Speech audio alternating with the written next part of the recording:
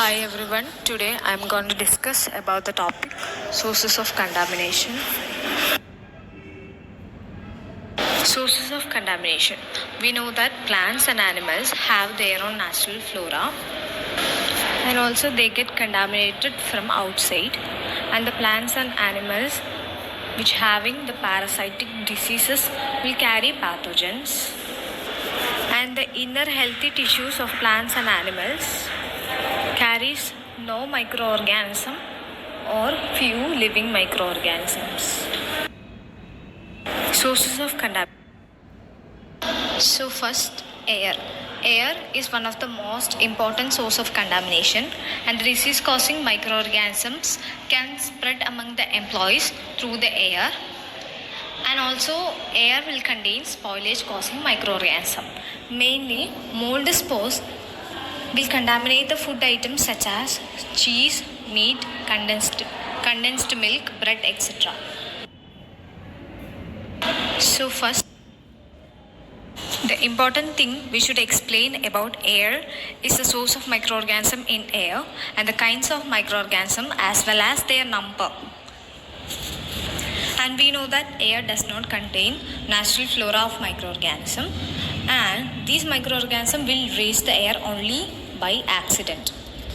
So they reach by various ways such as dust, dry soil, spray from river, lakes, oceans, and also droplets through sneezing, coughing and talking.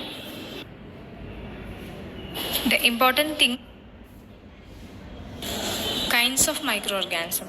As we already discussed, the mold spores has the ability to contaminate the food items such as bread, cheese, condensed milk, etc. And the number of cocci are numerous than the number of rod-shaped bacteria. Yeast, especially asparaginous and chromogenic ones, are mostly found in all the samples of air.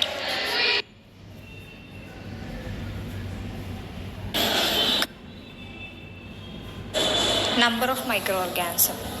The number of microorganisms are dependent upon various factors such as sunshine, movement of air, humidity, location, and the suspended dust in the air. The number of microorganisms in dry air is numerous than the air which is in moist condition. Various natural methods will help to reduce or remove the number of microorganisms in air. For example, rain and snow will remove the number of microorganisms, and the direct sun rays has the ability to kill the microorganism, and thereby they will reduce their number which is present in the air. Finally, treatment of air. As I have already discussed, various natural methods are used in order to reduce the number of microorganisms, which includes rain, snow, and the direct sunrise, etc. And there are many artificial methods are available in order to reduce the number of microorganisms, which includes heat treatment, chemical treatment, electrostatic precipitation, and filtration. In this, the heat treatment, which is done at high temperature, are very successful, but it is very expensive. Finally, next, from green plants and fruits. The natural flora of plants includes various organisms such as Pseudomonas, alkalogens, flavobacterium, micrococcus, coliforms, and lactic acid bacteria. In this, lactic acid bacteria include Lactobacillus brevis and Lactobacillus plantarum. Leuconostoc species include Leuconostoc mesenteroides and Leuconostoc destranicum. And finally, Streptococcus species include Streptococcus fecum and Streptococcus fecalis. Bacillus species, yeast and molds are also present in the surface of green plants and fruits. And the surface of these plants and fruits may become contaminated by the microorganism from various sources such as soil, water, sewage, air, and animals.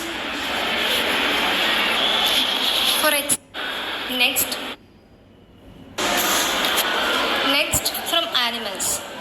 sources of microorganisms from animals include the surface natural flora and the flora of respiratory tract and the flora of gastrointestinal tract. The hides, hooves and hair contain not only large number of microorganisms and also it contains many varieties of microorganisms that causes spoilage.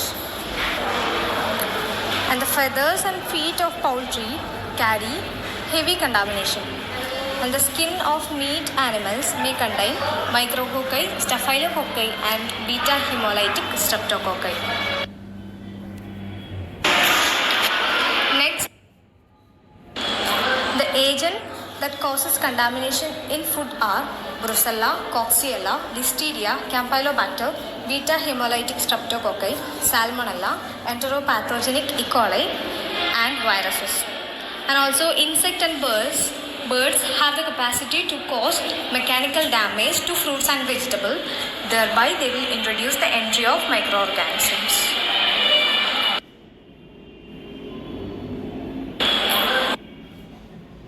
So finally, from sewage.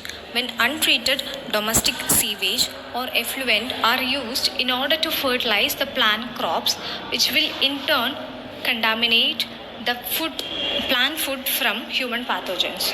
The various microorganisms that comes from the sewage includes coliform bacteria, enterococci, various anaerobes and intestinal bacteria, etc. So it is essential to treat the sewage before they are allowed into natural resources. So fine.